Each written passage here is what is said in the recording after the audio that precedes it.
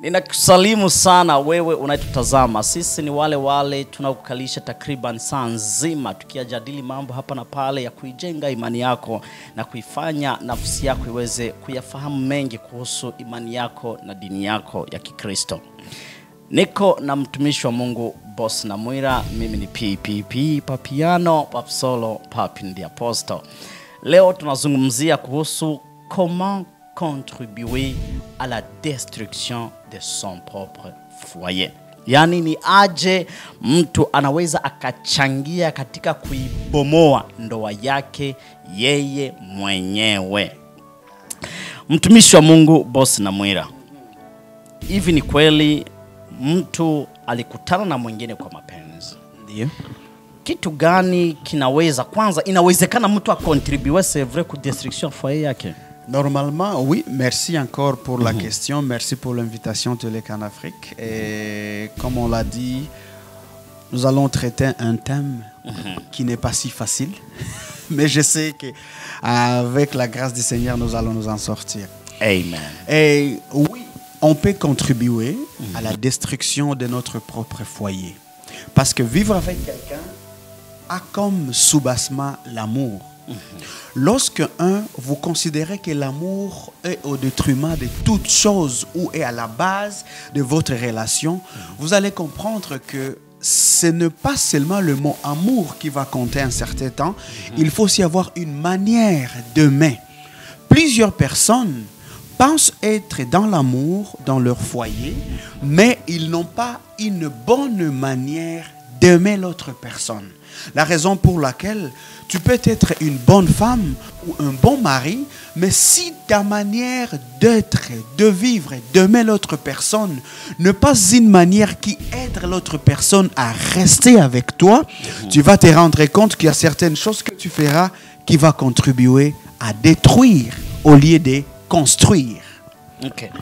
Yani kutokana na mtumishi wa Mungu Boss Namwira, inawezekana bila shaka mtu kuchangia katika kusambua foyer yake mwenyewe. Leo tutakuja kuvitaja vitu gani ambavyo ukivifanya wewe kama mke au ukivifanya wewe kama mume ndani ya foyer yako unaweza contribute ku destruction ya hiyo foyer yako. Tunajua watu wengine wanaweza pia wakachangia katika kuivunja ndoa ya mtu, marafiki na wengine, lakini leo ambacho tunakizungumzia tutagusia huko polepole, lakini leo ambacho tunajikita yeko sana ni kuwa ni aje unaweza ukajikuta kumbe foyer yako polepole inabomoka, imebomoka na aliyeibomoa mchango mkubwa 60%, 80%, 90% ni wewe mwenyewe.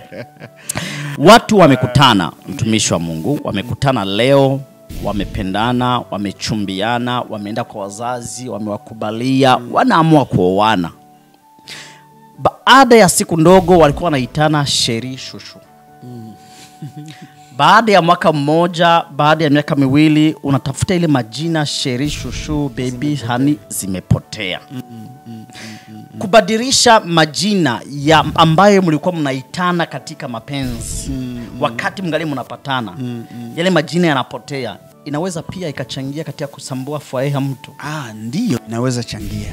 Nadhani nitajieleza zaidi ili watu wanielewe. Asante sana. Unajua ndoa ina msingi wa upendo.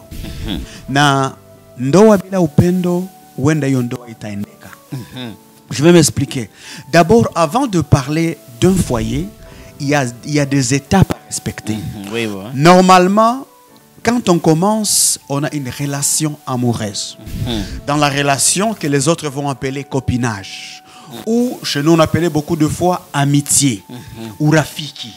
Dans l'amitié, quand votre amitié va progresser, ça va vous amener à ce qu'on appelle l'engagement, en d'autres mots qu'on appelle le fiançailles.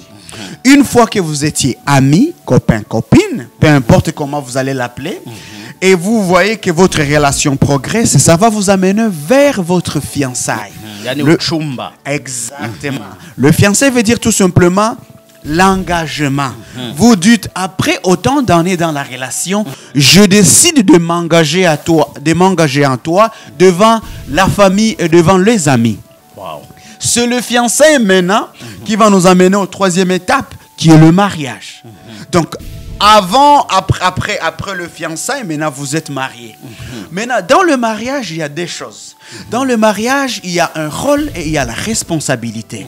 Au sein du mariage, on doit savoir que chacun de nous a un rôle à jouer. Et nos rôles et nos responsabilités peut être la cause ou la fondation à la destruction de notre propre foyer. Maintenant, c'est après le mariage qu'on a maintenant un foyer. On ne peut pas dire qu'on a un foyer si on n'est pas marié. Donc le foyer vient après quoi? Le mariage. On peut se poser une question, qu'est-ce qu'un foyer conjugal? Même par définition, si vous allez sur Internet en faisant des recherches, le foyer conjugal est le domicile où deux personnes ou deux conjoints mariés vont vivre ensemble. Oh, parfait. Même sur Google, c'est bien signifié marié.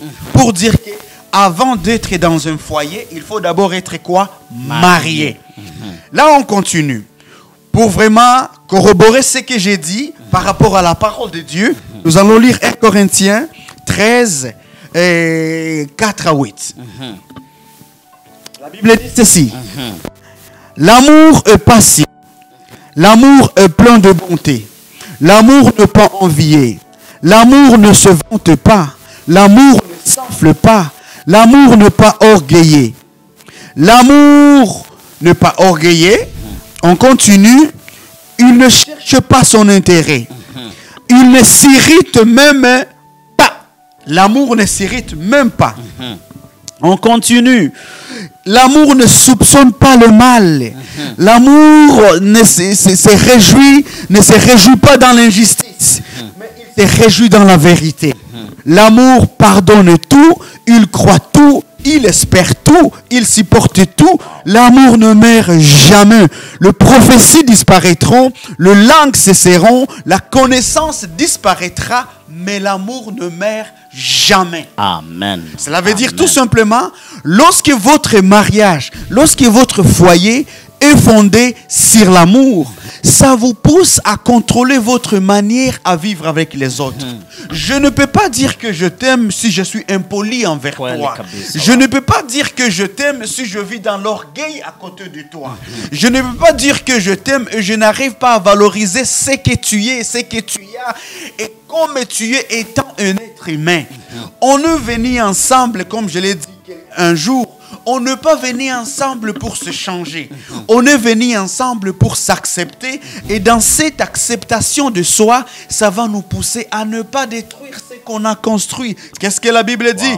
Mwanamke mpumbafu ubomoa nyumba yake kwa mikono yake mwenyewe. Et la Bible ne dit pas mwanaume mpumbafu.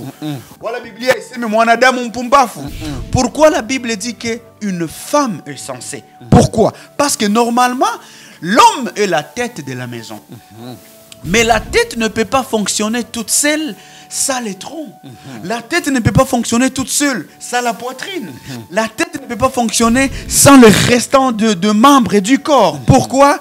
Parce que la tête ne fait que commanditer le mouvement et les décisions. Pour dire quoi? C'est lui qui va détenir la fondation et l'éducation, c'est la femme. La raison pour laquelle si la femme veut détruire son foyer, elle peut le faire tout de suite. De même que l'homme aussi peut contribuer à la destruction de son foyer. Donc, étant des êtres humains dans un mariage, nous devons savoir que notre comportement, notre manière d'être, notre langage, notre façon de voir, de parler, de dire, de marcher, nos actions en général peuvent être une clé de destruction complètement de notre foyer. Wow, yani kwa machache ni kuwa inabidi mienendo yetu na tabia zetu envers ule ambaye tuko naye katika mahusiano au katika ndoa ya kuwe ni mienendo ya kuprove ya kuwa unampenda huyo mtu. Ndio maana mtumishi amesema ya kuwa huwezi ukasema ya kuwa unampenda mtu wakati tu es impoli envers huyo mtu. Naona. Yani matendo yetu ya kila siku. Eske matendo yanaenda mpaka kwa matendo ya aina gani? Mfano ukijaribu kusite mfano like mke achukua na matendo haya ushasema impolitesse par exemple, Niligusia nadhani impolitesse. pote Pauline nadhani na mwanaume ni hivyo Ndio, nadhani. ndio, hatubague. Même c'est l'homme ou c'est la femme, parce que vivre avec quelqu'un d'autre, ça prend la patience. Kweli kabisa. Vivre avec quelqu'un qui n'est pas venu de la même famille que toi, ça prend la douceur. Parce que tu le veuilles ou pas, ce que je suis, ce que ma famille m'a montré, m'a éduqué, sortira dans moi pour justement essayer de trouver une façon de vivre avec toi. Donc, si dans ma manière, je ne regarde pas comment doser, ou comment modérer mon comportement, parce que peut-être qu'à la maison, ma mère peut me supporter facilement. Et ça, j'ai dit souvent aux parents. Tu vas écouter un parent qui a dit, je vois que mon fils est très difficile. S'il se marie, vraiment, il va se calmer. Donc, tu donnes en sacrifice la fille d'autrui qui viendra calmer ton fils et changer son comportement. Alors que wewe mzazi mwenyewe umeshindwa. Sasa kama wewe mzazi umeshindwa, nani ataweza? C'est qu'on dit aux parents, essayez d'éduquer vos enfants pour que vos enfants soient évidemment de bons pères et de bons mères. Wow. Pour que demain, tu ne prends pas la fille d'autrui ou le garçon d'autrui qui sera jeté comme un prix à payer pour changer le comportement de ton fils ou de ta fille. Yaani mzazi asishinde kumwadike mtoto wake au kumfunza mtoto wake ili aje kuwa mwanaume mzuri au mwanamke mzuri. Asije kuanza kusema au mtoto wangu akiowaka tatuliaka, Yes. akiolewaka tatuliaka. Yani it's like unataka kukamate mtoto wa mtu mwingine akuya ifanye kazi yenye kushindaka wewe mzazi. Umfanye mtoto wa mwingine ndo akuwe kama sacrifice wakuya kuipoza tabia ya mtoto wako. Eske tungali hapo niulize swali fupi sana. Ndio. Eske kuoa au kuolewa inaweza kubadilisha tabia ya mwanaume au ya mwanamke? Vizuri. Kuoa ama kuolewa inaweza ikabadilisha kama vile haiwezi kubadilisha. Ça dépend de l'objectif qui est derrière l'action de se marier. Parce que souvent, moi, je dis aux gens, ce n'est pas le geste posé qui compte, mais l'action derrière le geste posé qui est plus important. Moi, je dis deux fois, quand quelqu'un vole, quand on le frappe, on ne frappe pas le voleur. On frappe l'action de voler qui est derrière ou qui est entrée dans cette personne. Donc, si tu te maries dans l'optique de chercher le développement, de t'avancer dans la vie, c'est sûr et certain, la motivation que tu avais, parce que les Français disent que l'intérêt amène la motivation. Si la motivation de te marier était de te voir avancer avec la personne de ta vie, c'est sûr et certain que tu changeras d'une certaine façon parce que tu cherches l'avancement. Mais si tu te maries à cause de l'âge, si tu te marié à cause de la grossesse, parce qu'il y a les gens qui se sont mariés pas par amour, parce qu'ils ont engrossé une fille et la famille leur a dit comme tu as engrossé la fille, tu dois la marier que tu le veuilles ou pas. Donc vous vous mariez par incident ou par accident, mais vous ne vous mariez pas par amour. Et ça fait une grande différence. Donc la motivation derrière l'objectif ou l'intention de se marier va déterminer si vraiment tu vas contribuer à l'avancement. Wow. Ou tu seras la clé de la destruction. Nataka nikuulize swali kubwa sana ambalo itabidi ulitolee jibu. Ndio. Wewe kama wewe boss Namwira, mtumishi wa Mungu, mchungaji. Unamaliza kulizungumza neno kubwa ambalo nataka nikuulize swali kubwa ambalo saa zingine jibu takalolitoa litakuletea matatizo huko mbele. Saa zingine nyuma ya miaka 10 au miaka 2 au 3. Lakini ulijibu hapana katika unafiki. Ulijibu wewe kama boss Namwira, mtumishi wa Mungu, mchungaji. Un incident de grossesse. La famille dit, tu dois marier notre enfant. L'église dit, tu dois marier l'enfant, la fille. Non. Watu wanaamua kuishi pamoja. Est-ce que est-il une bonne chose? Est-il une bonne action à faire, marier quelqu'un parce que tu l'as engrossé? Une très bonne question. Je sais que cette réponse est entendue. Vous allez comprendre une chose, l'homme de Dieu, et qu'il y a ce qu'on appelle la pression sociale. La pression sociale veut dire tout simplement lorsque quelqu'un est poussé de faire une chose sans le vouloir. Mais à cause de cette pression sociale, je dois plaire X ou Y pour me sentir accepté dans une société quelconque. Donc, il y a les gens, il y a les hommes et les femmes qui acceptent de se marier après avoir engrossé une fille parce que la pression sociale, cette pression peut être exercée à la maison, cette pression peut être exercée au travail, cette pression peut être exercée dans l'église. Cela veut dire quoi? Tu n'es pas normalement obligé de te marier avec un enfant d'autrui, évidemment, à cause de l'accident qui est arrivé. Parce que si une fille arrive à tomber enceinte de toi suite à vos aventures, si c'était consenti, Dieu seul sait. Et si ce n'était pas consenti, c'était juste vraiment l'aventure et que vous tombez qu'il y a un enfant qui est là, la culpabilité de la responsabilité pousse aussi certaines personnes à entrer dans le mariage. Mais le plus grand problème est maintenant, parce que tu vas faire souffrir l'autre personne.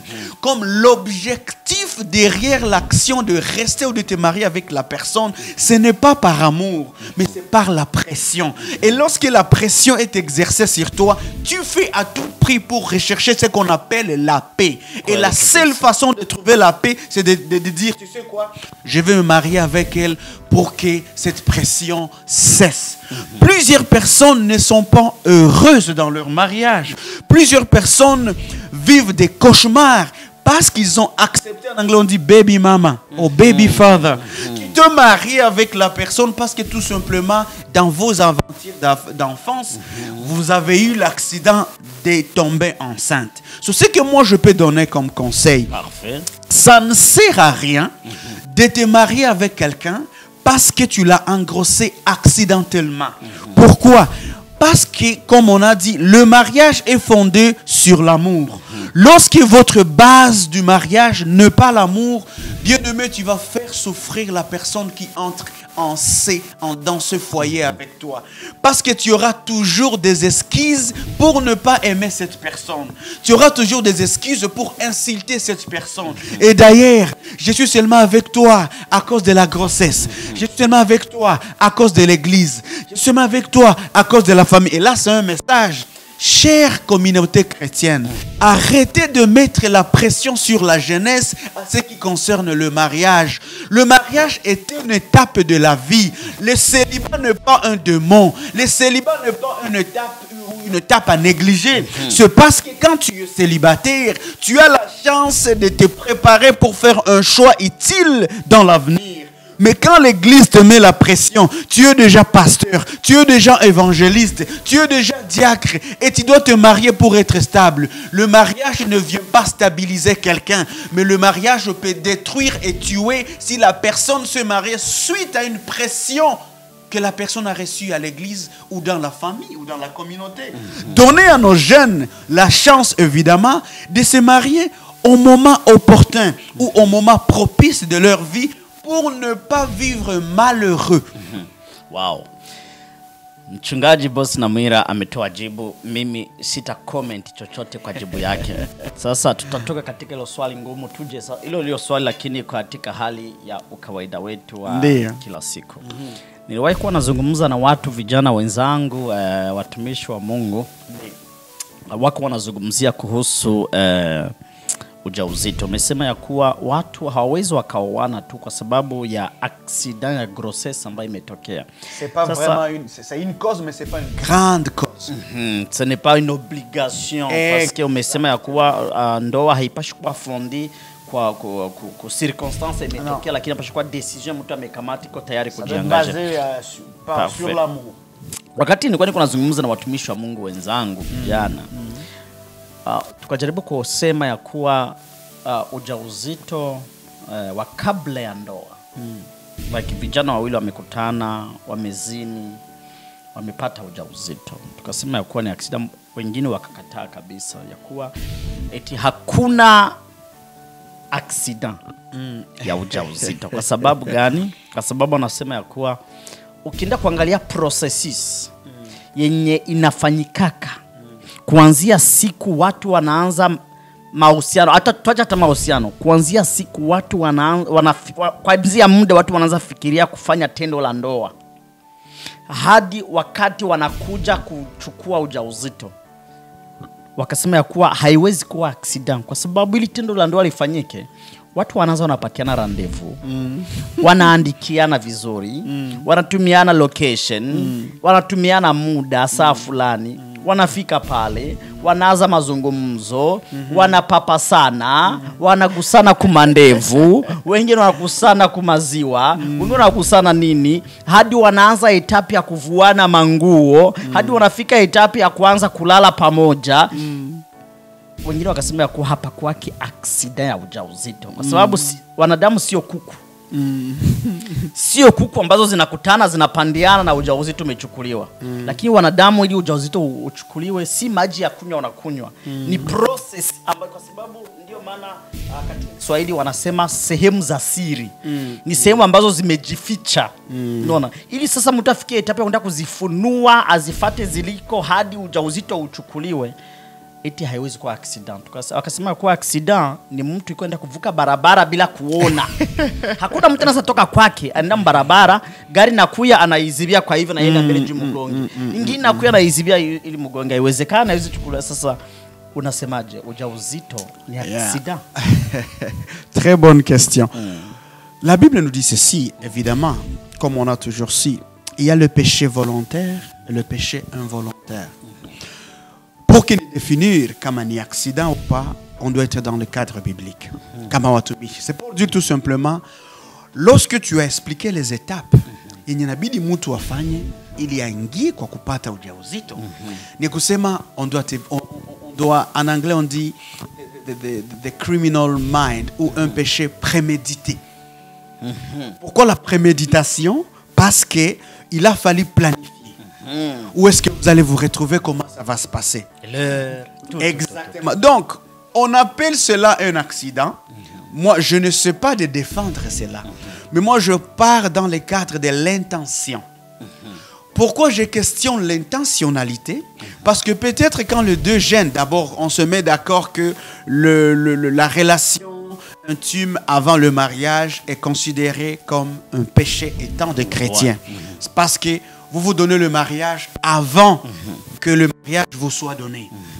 Donc, du fait que c'est un péché prémédité, les gens ont eu le temps à préparer. Pourquoi ils vont dire que c'est un accident?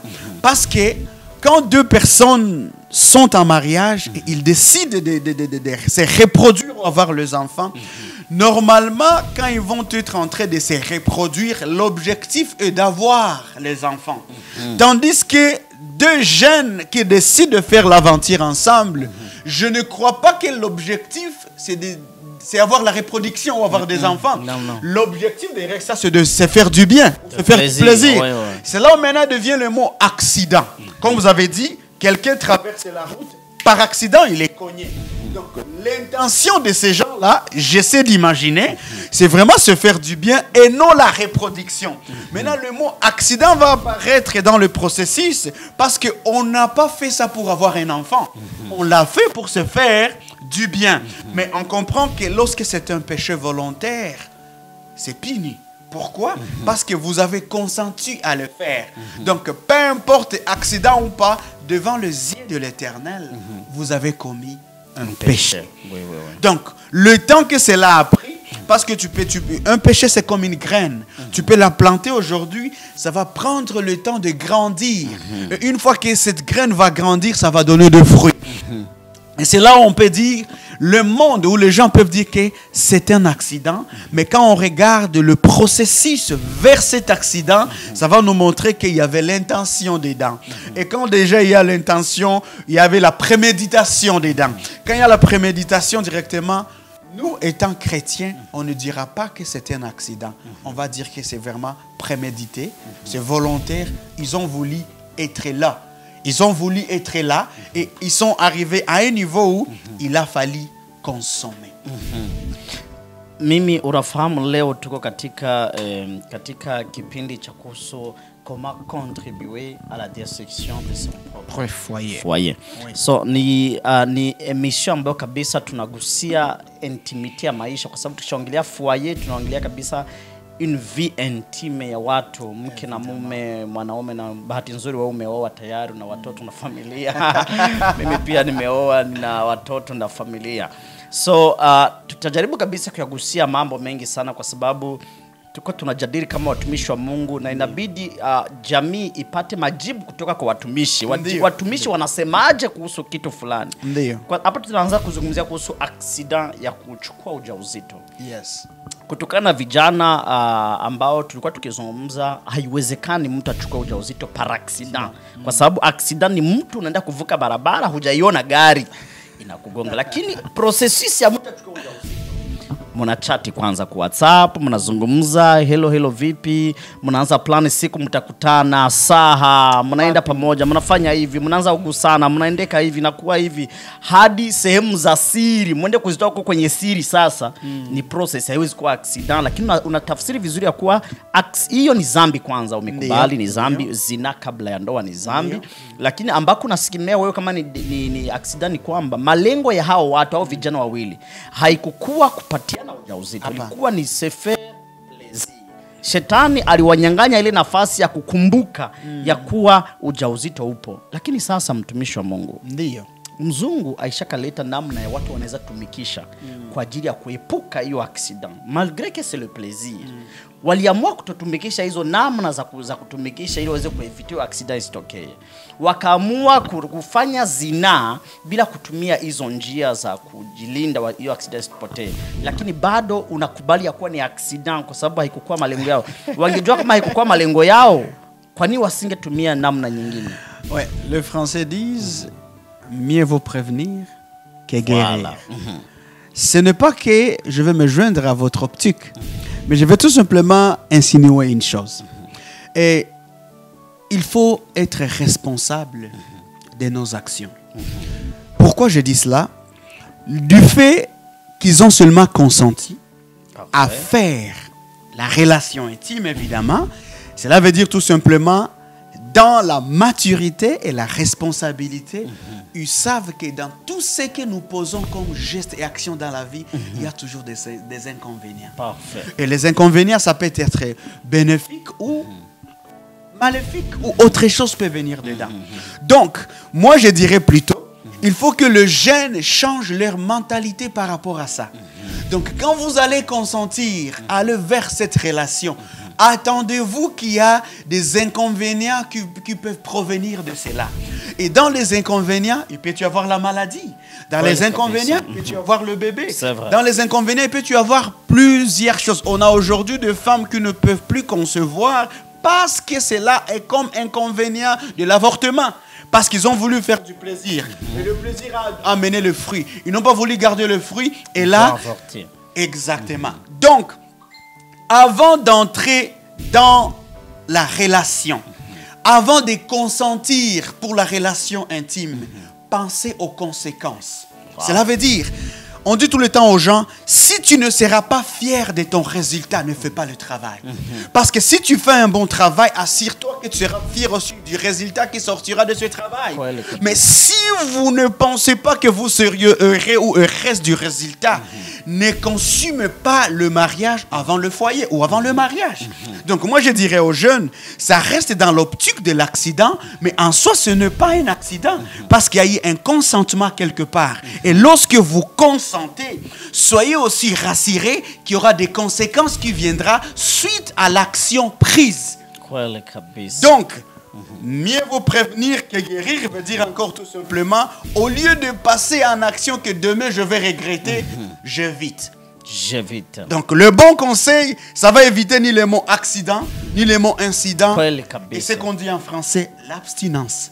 Abstenez-vous au lieu de consommer le mariage avant le temps. Est-ce que dans le cadre ya kufurahia salaire yako, kama usisema kuwa si tu as fait un bon travail, utarajie pia kufurahi kupata une bonne résultat quand même. Kama hautafurahia mshahara, usifanye pia kazi. Yani kama mshahara hautafurahia kazi usifanye sasa. Very good.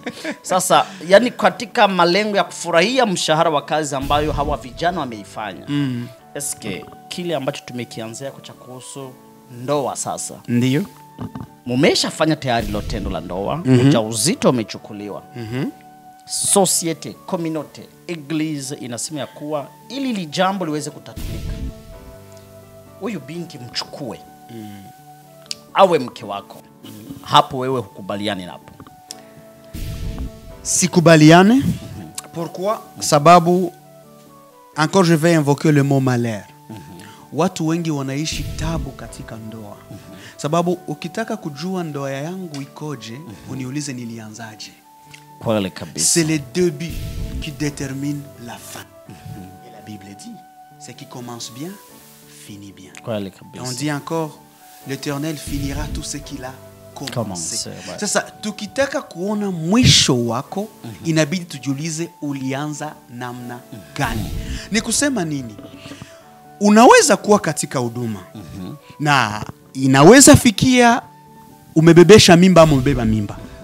So cha muhimu zaidi sio kuolewa ili uevite watu kusema, sio kuoa ili uevite watu kusema, lakini maisha yako yote inaingia katika tabu. Sababu moi je dis aux gens, on ne se marie qu'une seule fois. Deuxième, troisième, quatrième, c'est déjà deuxième chance. Ce n'est pas comme la première. Donc ndoa ya pili ya tatu ya ine ce n'est plus spécial. Exact. Unakuwa ukipima sababu ya kwanza haikukamata. Donc ni kusema tout simplement ya muhimu zaidi ni kujua ya kwamba kanisa ama jamaa isipuse watoto kuolewa sababu ya ujauzito. Sababu mtakuwa mmawatuma katika, wanasema ukioa vibaya ni kama umeanza jenama na huko kudunia. 50% kuingia jenama. Sababu raha hautaiona. Comme j'avais dit, les statistiques est claire. Parmi les armes qui tuent le mariage, et parmi les armes qui tuent les hommes et les femmes. Parce que ça va te donner l'instabilité émotionnelle. En anglais on dit emotional damage. Si émotionnellement vous n'êtes pas stable, et aujourd'hui même la société a fait des recherches, la personne la plus intelligente, ce n'est pas cette personne qui connaît le mathématique, c'est la personne qui a une grande capacité dans l'intelligence émotionnelle. Cela veut dire, si tu te maries mal à cause de l'église, à cause de la famille, tu vas te rendre compte que tu vas vivre pour pleurer ce gens-là. Mais toi, tu n'auras jamais le bonheur. Moi, je peux dire clairement, étant un homme de Dieu, si il est arrivé un accident, comme on a dit le mot accident, entre guillemets. Exactement, s'il est arrivé, sois quand même sincère de prendre ses responsabilités. Comme un père. Je reconnais cet enfant, c'est mon enfant, mais je n'éprouve pas de l'amour envers sa mère. Est-ce que je vais rester avec elle par pitié? Est-ce que je vais rester avec elle parce que mon pasteur a dit? Je vais rester avec elle parce que ma mère a dit? Mais vers la fin, je vais la faire souffrir. Et pourtant qu'il y a quelqu'un quelque part qui détient le bonheur de cette femme et qui ne veut rien que seulement cette femme dans sa vie. Mais en prenant cette femme sous prétexte de la grossesse, unamnyima mtu ambaye angemsaidia maisha yake yote. Kweli kabisa. Wow. Tuko katika kipindi Sauti ya Mitume. Tuko na mtumishi wa Mungu mchungaji Boss Namwira, na tunayazungumzia mambo tofauti ambayo yakifanyika, kwa sababu hapa tulikuwa tumefungua paranteze ya kuzungumza ni jinsi gani ukiyafanya maamuzi ya ndoa, kwa sababu ya accident ambayo imetokea leo au sasa hivi, ni aje inaweza kuwa na influence au na consequence kubwa sana katika ndoa yako ya kesho. Lakini sasa tujaribu sasa kwa muda kuyasible mambo. Ndio. Tunaenda kusible vitu, tabia zipi ambazo on va être direct, monsieur le pasteur. On va être direct. Ni mambo gani, tabia zipi ambazo ukizionesha envers ton conjoint ou bien ta conjointe zinaweza zikasababisha au zikacontribuer mu destruction de ton foyer? Wow, une très bonne question. Je pense que, si vous me le permettez, je vais prendre mon temps. Prenez votre temps. Parfait. Je vais quand même épingler 7 éléments. Parfait. Cet élément qui peut pousser l'homme ou la femme à détruire son propre foyer. Rappelez-vous que j'étais très spécifique. J'avais dit, on ne commence pas par un foyer. Il y a 4 étapes à respecter avant d'arriver dans un foyer. Cela veut dire, avant de vivre dans un foyer avec quelqu'un, tu as sauté plusieurs étapes qui t'ont poussé à décider d'une manière réfléchie avant de vivre avec cette personne. Donc, au niveau de ton foyer, échouer de quelque part, ça va venir aussi dans ta propre volonté. Parce que tu as eu le temps de penser et de repenser. On va aller pour ne pas perdre le temps. La première des choses, c'est le manque de communication. Le manque de communication peut t'amener à détruire ton propre foyer. Pourquoi? Parce que les gens ne communiquent pas ouvertement à l'air avec leurs partenaires. Nous pensons qu'on va calmer les tensions, on va calmer les moments difficiles sans communiquer. Et la communication est là, se base sur un dialogue qui va vous pousser à résoudre le conflit. Mais malheureusement, lorsque dans un couple, les gens ont des problèmes, c'est le moment que ces gens-là décident de ne pas communiquer. Et moi, j'avais dit, et je disais à quelqu'un hier, la communication n'est pas basée sur le passé, bien-aimé. Lorsque tu as un problème avec ta femme ou ton mari, ne ramène pas les choses du passé. Parce que si vous êtes en train de communiquer pour résoudre un problème, il faut vivre les moments présents parce que c'est le présent qui vous amène vers l'avenir. Ce n'est pas le présent qui vous amène vers le passé. Le passé est passé et vous n'avez plus le contrôle sur le passé. Si j'ai un problème avec ma femme, dans ma communication avec elle, je vais être ouvert et franc en mettant les éléments qui nous ont fait du mal dans le présent. Parce que nous avons l'autorisation de construire et reconstruire le présent pour avoir un avenir meilleur. Mais plusieurs couples, quand il y a un problème, au lieu de se concentrer sur le présent pour construire l'avenir, ça va être l'année passée tu m'as fait ceci. Tu as oublié d'abord mon cadeau. Tu as oublié de me dire ceci. Donc tu vas rappeler tout le mot que ton mari ou ta femme n'a pas fait. Et ça va vous éloigner du présent qui pourrait vous aider à construire. Moi, j'ai dit aux gens, comme on dit, de ne pas dormir en colère avec votre femme, avec votre mari, c'est possible. Si vous avez un problème, au lieu de parler du passé, parlez du présent. Et ça va vous aider à sourire tout de suite. Vous allez dire, ah, ok. Donc, si j'ai corrigé ça, ça va nous donner ça comme résultat et ça va bien aller. Le manque de communication est la première clé qui peut détruire. Parce que tu vas penser que la femme a compris ce que tu as dit.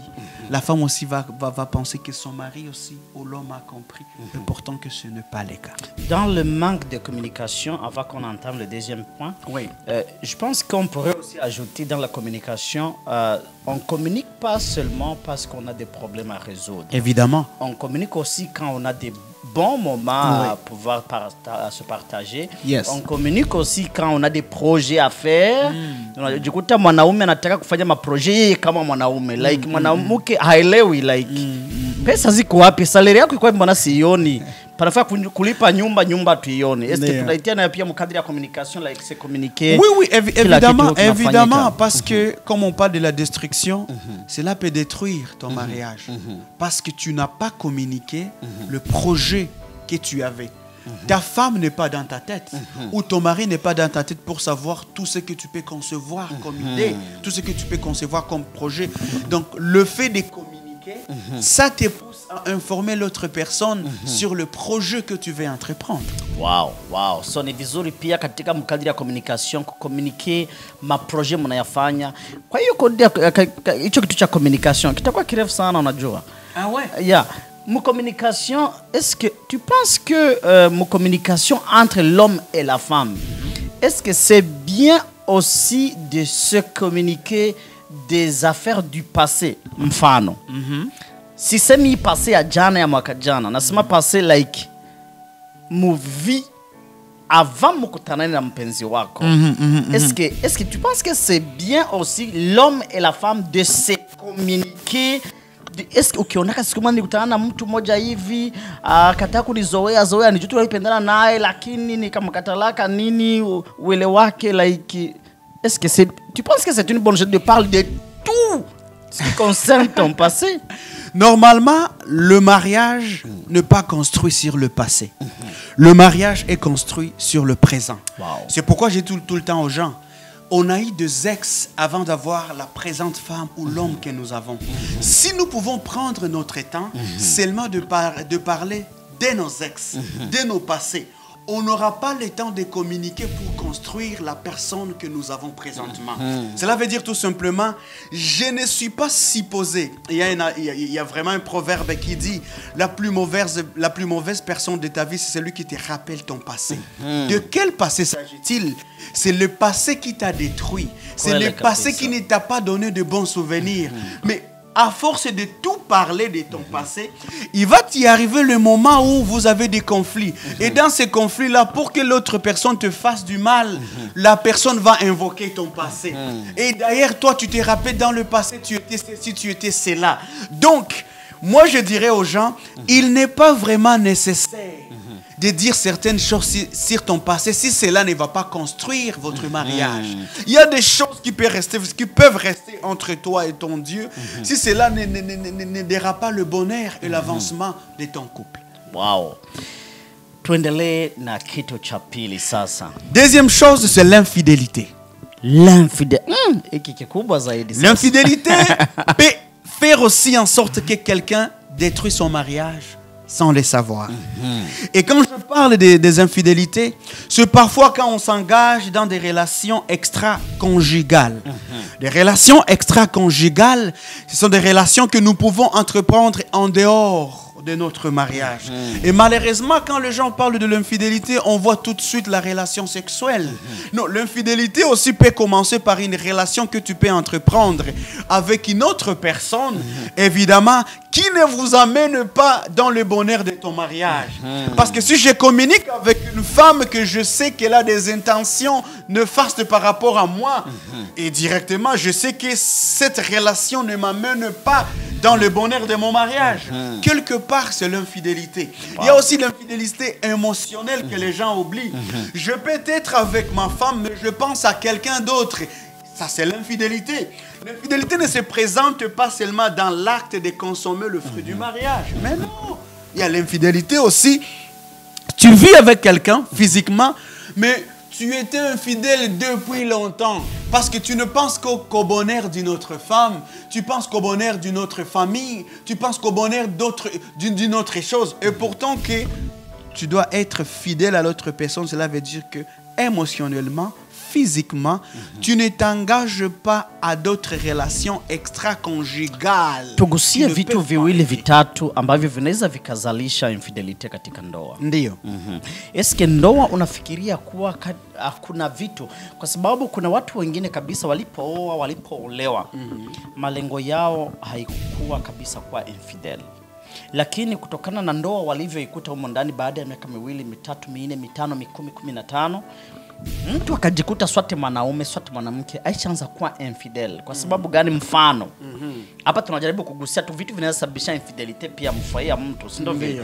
Mfano ajikuta mke wake iko très occupé par exemple, au mume wake iko très occupé, anajikutana mtu bana, mfano kwetu Afrika ambako unakuta tuko na watumishi wanatutumikia nyumbani, unajikuta mtu mwenye iko disponible kwako ni mtumishi ko pale kwako every time. Ukilia yeye ndo anajua. Mume wake yuko Dubai, mume wake ameenda kukazi Kinshasa, mume wake ameenda kukazi Dar es Salaam, ameenda wapi biashara, yani nyumbani dakika 10, 15 amepigiwa simu ameondoka, baada ya wiki 2 anarudi.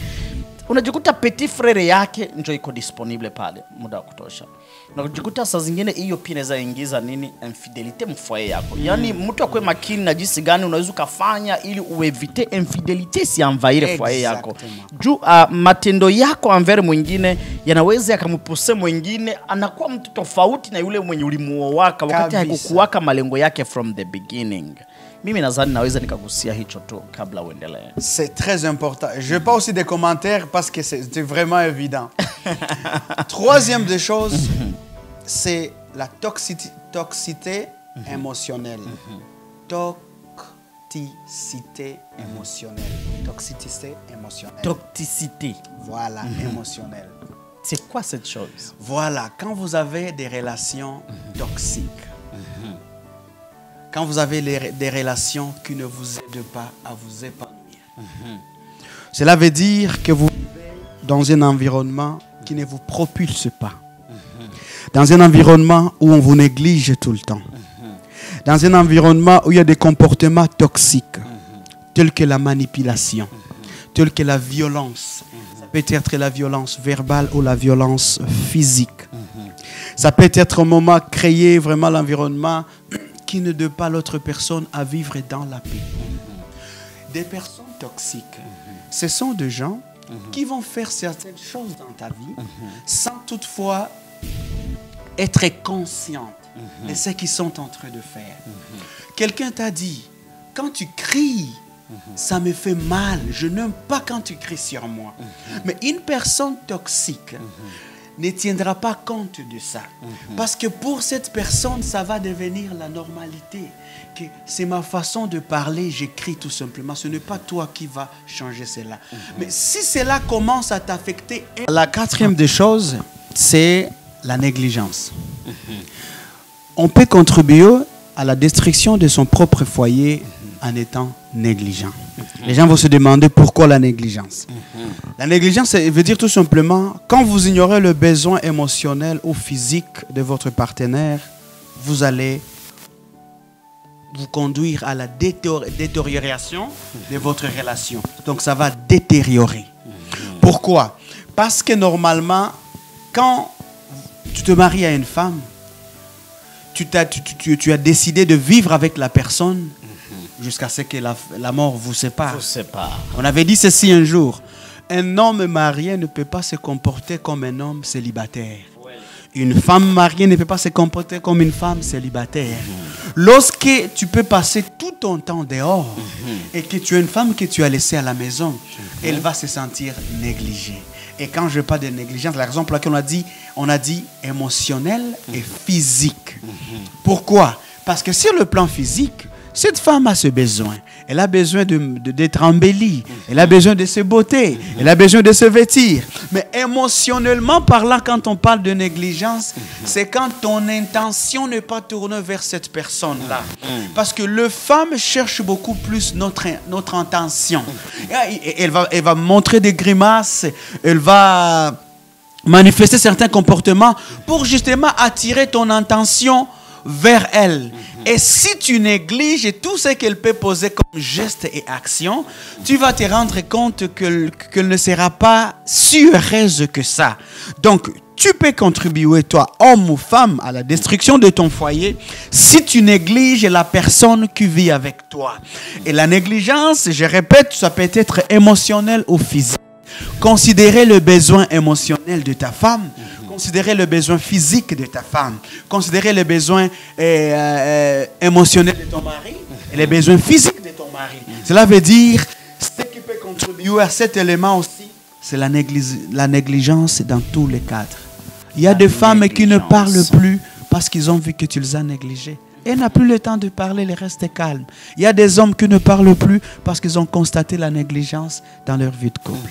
Et cela blesse et ça brise. Wow. Dans la négligence, est-ce que quand vous dites la négligence émotionnelle, la négligence physique, est-ce que dans la négligence physique, vous pouvez donner un exemple? Oui, la négligence physique, par exemple, ta femme te dit, je vais aller me coiffer. C'est un exemple que je donne. Pour elle, c'est une question importante. Parce qu'on dit que la femme fait la gloire de qui? De son mari. Elle veut se rendre belle. Ça, c'est la parole de Dieu, que la femme fait la gloire de son mari. Elle veut se rendre belle pour justement faire votre gloire. Mais si vous négligez cela, on dit en Swahili, mwanamke ni kama maua. Inabidi tuipendezeshe. So, physiquement, Ne pas répondre à ses besoins, ça peut paraître comme si tu la négliges. Parce que pour elle, lorsqu'elle voit son maquillage, ses bijoux, elle voit tout ce dont elle a besoin physiquement. Ça peut être aussi la nourriture. Ça peut être payer les loyers. Ça peut être plusieurs choses qui vont garantir la sécurité et la paix à cette femme. Unajua kuna vitu ambavyo kwa sisi wanaume sometimes tunaweza chukulia kuwa ni vya kawaida. Kumbe kwa wanawake ni viko very meaningful. Anaenda mfano na marafiki zake, au mmeenda kanisani na mke wako, anamwambia hizi nywele zako zimechakaa, zimezeeka hivyo. Unaona, rafiki yake tu amemwambia vile.